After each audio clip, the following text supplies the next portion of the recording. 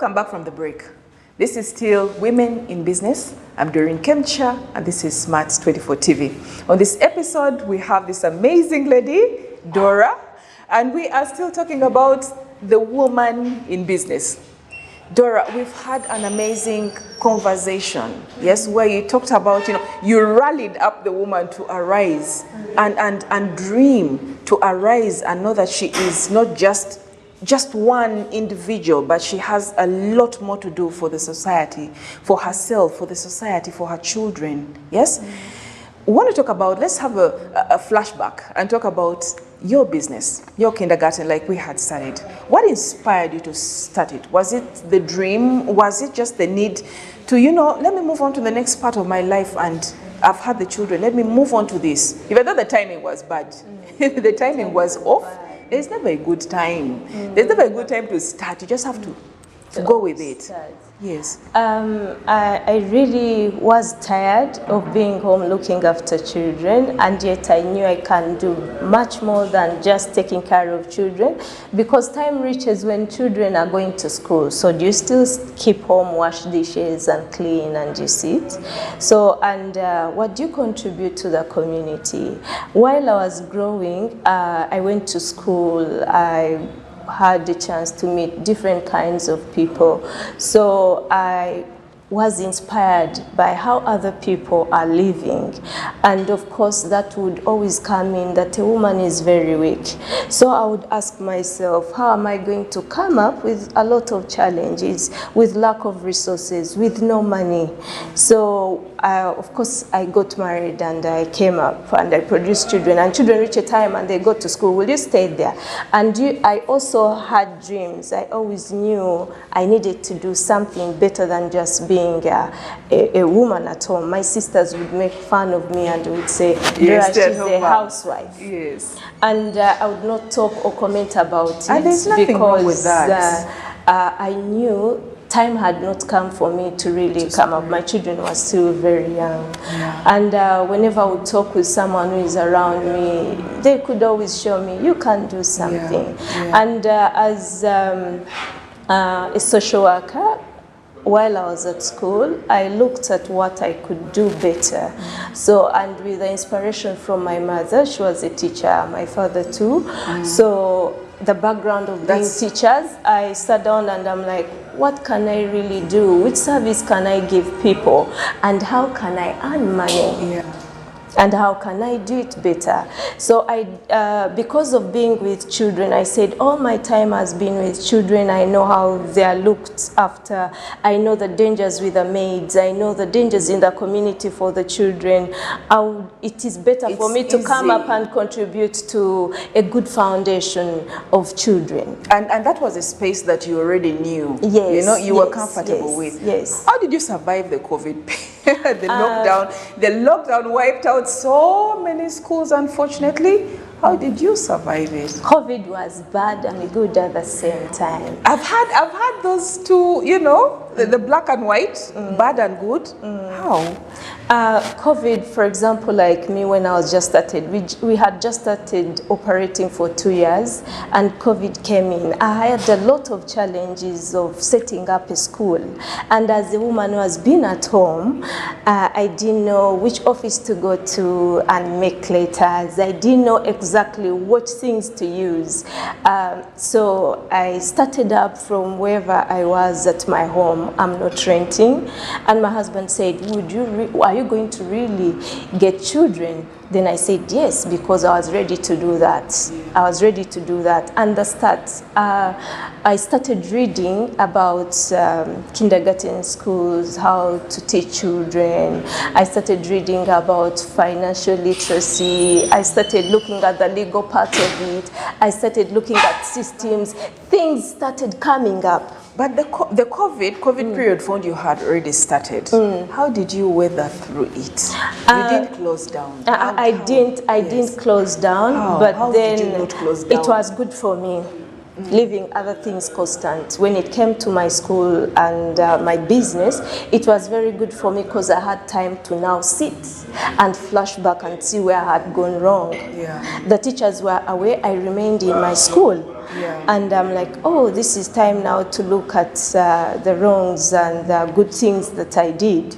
So I rested enough. Yeah, it really worked for me in business. But it also helped because you weren't renting. Yeah, I wasn't renting. You weren't renting, you didn't have any bank loan.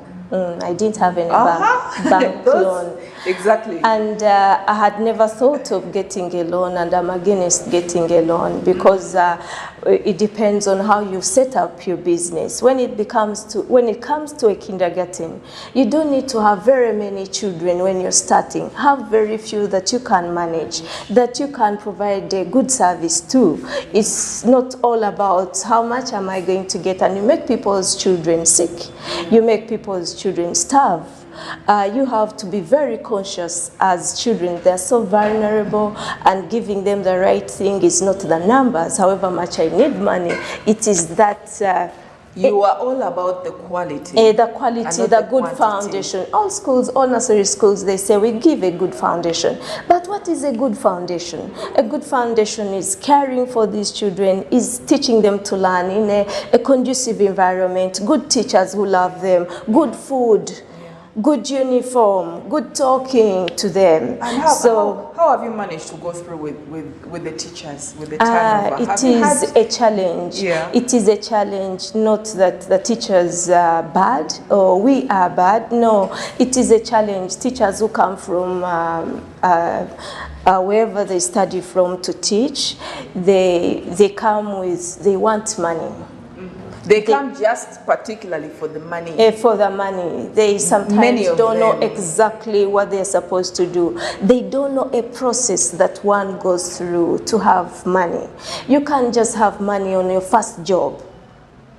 It is a process. Everything is a process. You have to show what you have to be given money.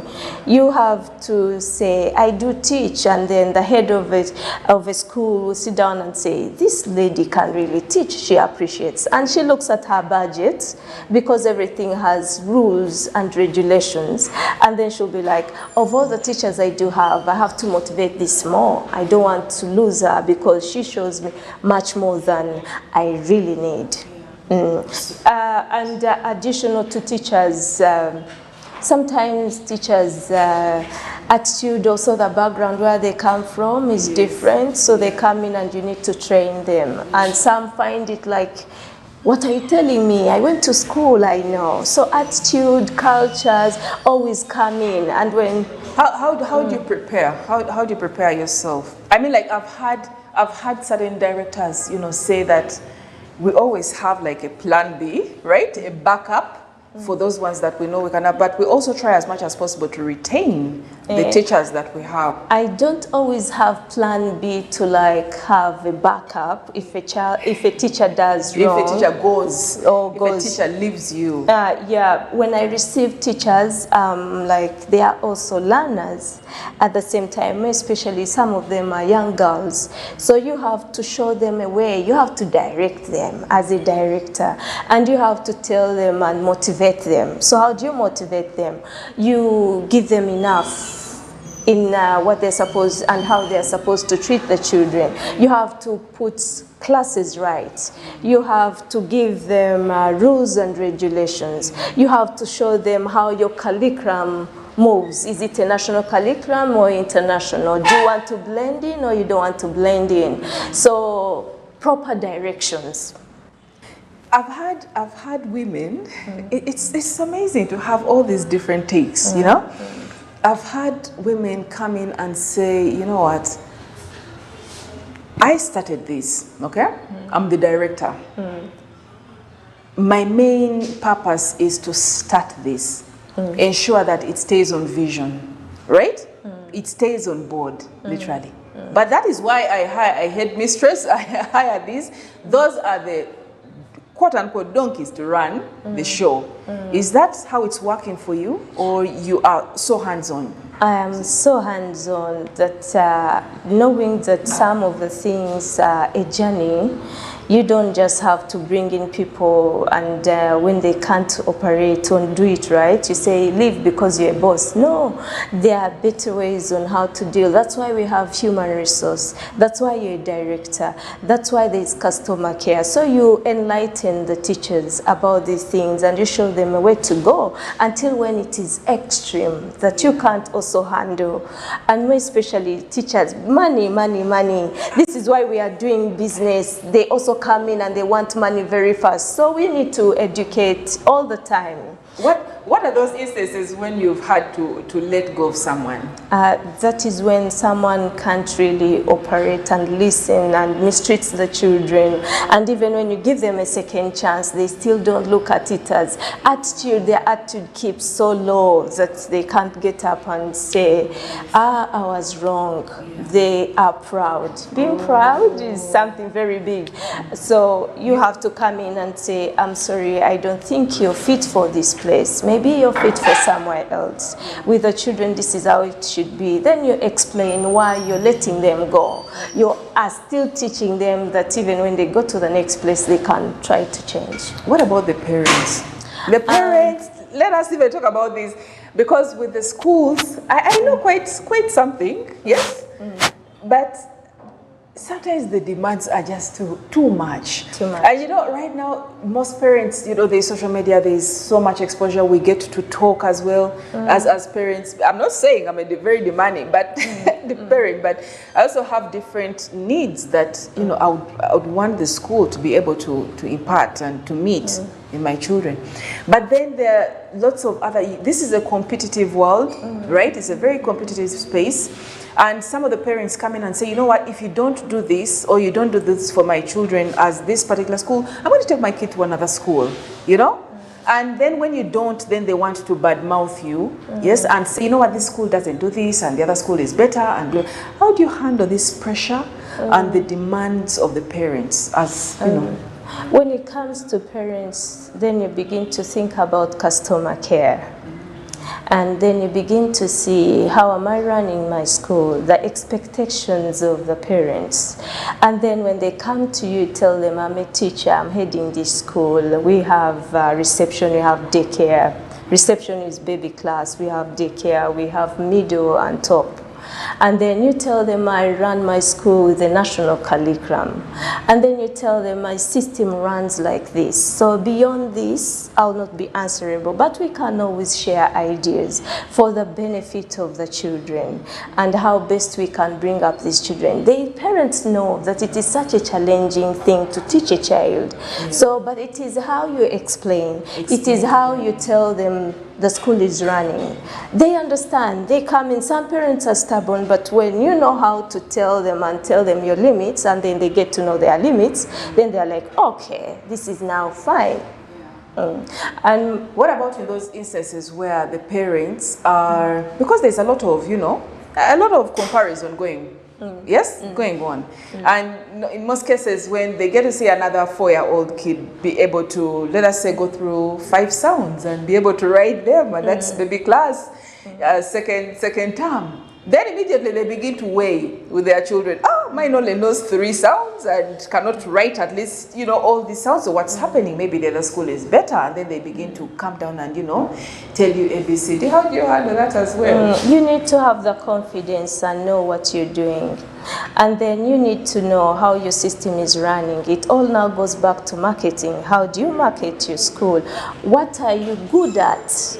You cannot be bad in everything. So some parents will love that you're teaching their children to read, and they will stick with you, and you go with the ones that God has given you. And with time, because it is not something that is static, it is going to grow, then even the other ones will come with another interest. Parents have different interests. There are those who don't mind no matter what you have at school, provided they eat well.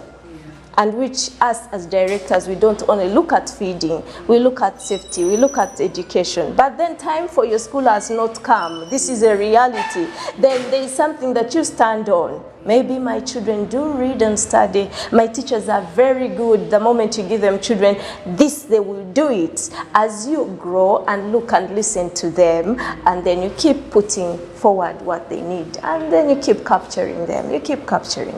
And competition is good, because if there was no competition, you'd just stay there and you make children not to learn. Yeah, you'd stay static. What are those particular, in these moments from the time you started, are those particular moments where you feel you have learned? Yes? Especially within this setting, this particular niche of business, that oh my goodness, before I got into this particular business, I didn't know this. I did know this, but now I have learned this. What is that one or two things that you for example, I would not be here. Yes. You called me because, I hate the school. I'm a director of a certain school. So the opportunity to air out to my parents right now, if I wasn't explaining to them well, then they can get to hear it now. And opportunity meeting you, Doreen, and inspiring me more that women can do better in business. I love it so much. Every day I'm learning, because school is a big setup. We have legal, we have customer care, we have parents, we have children, we have workers who are cooks, who are cleaners. You get to meet different people. Your brain gets to be widened in all kinds of arenas for the development of a human being. It's not just about, let me start a school and make money. Yeah, no. It's not. No. It's not. Business is more than that. And someone actually mentioned to me some time back and said, business is about relationships. Yeah. Customer. Yes?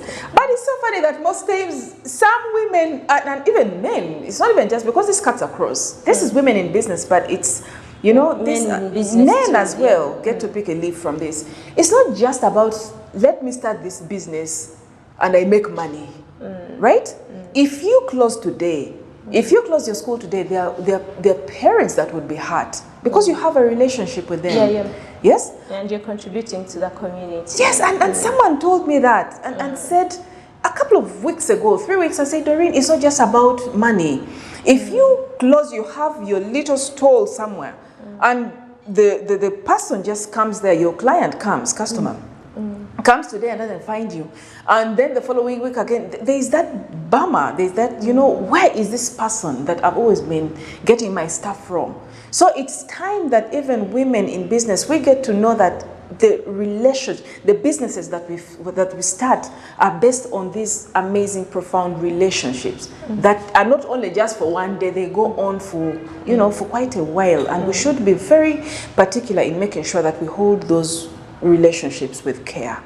Are there particular parents that really come back and say, I love the fact that you did A, B, C, D, and my child is much better? Yeah, I do have several of them, and some even come in and say, how can we help? Yeah. So that is very good to hear. That means whatever you're doing it in the right way. Feedback. That's very good feedback. And I think the feedback is because of how you are doing your business, on how you have planned. The foundation is not of only getting money, is of making sure children are safe. Children are so vulnerable. Children are killed by mates, by everyone around. They are using them for the wrong. And yet this is the generation we expect to help us in future. So we have to learn to have long-term goals. We have to learn to plan. We have to learn to not only just run for money. Money will come as you make your business grow. Like you said, competition comes in. You can't do everything. There is somewhere where you're unique. I wish you would stress to the people, because it's very important for us to understand that money is the returns, the financial returns in business, yes, are hinged. Their returns, they are based on these amazing relationships. They are based on this service or the product that we are giving. And I wish you would stress it to the woman out there that is getting into business, that is already into business, or wants to make it better. Please stress it. What I would say is that when you start your business, try to stick to why you started the business.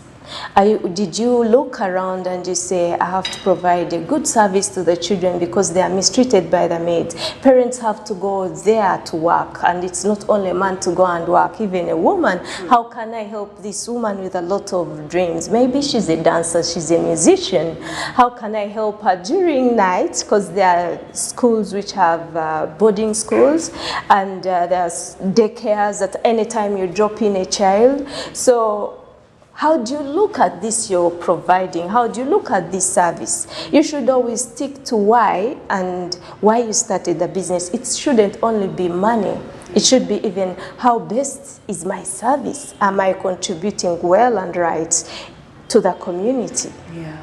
What about if there are changes and you need to change? Because you're not working in isolation. There are a couple of amazing things that, you know, come in every now and then. Okay, fine. I started off to provide a service. Yes? Within my community, and I want it to be a service that is good quality but still affordable, right? Very affordable, yes? And maybe I would also want to meet a need that there is a nutritional gap, and I want to be able to serve the kids that come to my school, maybe more fruits, pineapples and stuff like that, and teach them to be more aware and, you know, things. But later on, I find out that this particular pineapple and mangoes and all this that I want to serve is not working. It's not working for me. One, because parents are already used to packing for their kids. Number two, it's very costly, and parents do not want to increase it, or, you know, support the school in meeting this. So how do you go about that? You don't need to mix whatever you're doing. You have to be focused. For example, me, I started kindergarten school. Then I discovered that parents need shoes for their children, though I give uniform. Parents need scholastic materials. They should be at school. But my start of the school wasn't to provide scholastic materials, wasn't to provide shoes, wasn't to provide material maybe to do uniforms. So you have to be focused so that you can't lose out from what you were supposed to do. Then that means you're doing something else. And in the long run, you will fail. Competition will get you because you're not strategic. You're not focused. You don't know what you need to do. You can't go with everything. So you have to make sure to know that this is what I intend to do and this is it. If anything comes in, I'll get a better way, but not to run away. Why? You started your school. The why question is very important to everyone who ever wants to start a business, because then it will keep driving you. Then you have to learn to know what is money and why you're doing this business. Money is a different thing. People need to learn about money. Yes. Because it's not about getting the kids coming in and I get money and no. I have a blast. Because if it is all about money, you're going to get loans which you will not pay. You're not going to provide the right. That is when homosexuality will come in, and different donors will come in different. So you have to stick to what you studied and why. Then it also goes back to you as an individual. What do you see that is right for the community? What have I always wanted to put in these children? Is it a good generation that will tomorrow talk for humanity? Or it will be something that will create a war? Come to think about it. There must be so many. Now that you talk about that, what are those key, just 1, 2 opportunities that you wish every woman out there watching us right now would be able to seize? Yes? Those particular within the school system, within other areas that you know, is it scholastics? Like someone told me there are so many, it's not just the school per se, the uniforms provision, the services, the cleaning services, the cookery, everything. What are those opportunities that within that you know are there that you wish every woman at least would be able to take advantage of? There's some who don't really know. Every human being is unique in a way, and we are talented differently. And then when it comes to women, we are so powerful in a way. Think of how we bring up a person and to grow and be and talk and do anything. So we should be proud of ourselves, of who we are, and we have the power to do anything. So women should not sit there and say, oh, my husband, oh, I don't know. There are very many areas that we can work in, provided you have 2 arms, you can think, you can see, if you're not lame. Even the lame are doing work. So let us be confident enough to come up and start and contribute to the community and understand that we all need to come in. We all need to contribute if we are to build peace, if we are to build a beautiful world. We need to be proud, and we should always know God created us noble above all things. So whether a man or a woman, we should come up and start something. Let us get involved in trade, and we beat up the money, we beat up the poverty, and then we get to be happy. I think the two, if you have learned anything, please let it be, at least from this conversation, Dora, it has been amazing. One, it is not just you per se as a woman. There are a number of things that you can do, not only just for self and your children and your family, but also for your community. There are so many. And please just do something and never stop dreaming. There's so many dreams. Seize those dreams and do something. And then also another thing that you have been very insistent on is that stay to your vision. Just keep to your vision. Have that vision. Stay focused. If you aren't focused on why you started that particular business, you're going to find yourself tossed here and there, doing this, doing that, because each person seems to come up with something. And when a parent comes up with a new demand, or a client, a customer comes up with a new, you are immediately taken away. Stick with as much as you can manage. Dora, it has been, it has been amazing. Just in one brief minute, I want you to focus and talk to that woman and encourage her as we close up. I would like to talk to the women out there that don't lose confidence. Don't look at the different challenges and the different changes that you do face. Get up and start. The start has always been hard, but when you start, then you'll see opportunities open. And then be patient for the business, whichever you're doing, to grow and learn to read, learn to ask, learn to research, so that you can be able to run your business and push it ahead. Learn to know what money is. Money is not just saying, I want much, I want little. It is knowing, how can I save this money? How can I use it better? Can I get without money? Sometimes you do barter trade, but when you're not aware, but you need to be aware of what you are doing. I want to encourage all the women out there that get up and start. Get up and start. Because when you start, then you're going to see opportunities open. And when you start, don't lose focus, because the opportunities are going to be very many, because everyone needs you in the area you're in. So that's why I keep saying, contribute to the community. There will be doctors, there will be teachers, there will be lawyers, there will be artists, there will be musicians. Mention them all. So come up and get involved in one of them. Dora, it has been amazing to have you. Thank you. And just like she has said, please pick up.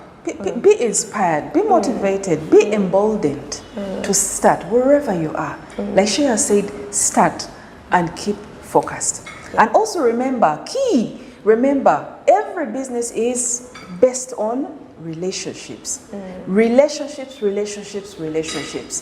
Those are the things that drive you. Those are the things that keep you afloat. Those are the things that basically, that relationship is what, with your client, with yourselves, with the different workmates, that is what basically keeps you together. So keep learning, keep being inspired, and we love you. So thank you so much. This has been Doreen Kemcha on Women in Business and Smart 24 TV. See you in the next episode. Thank you.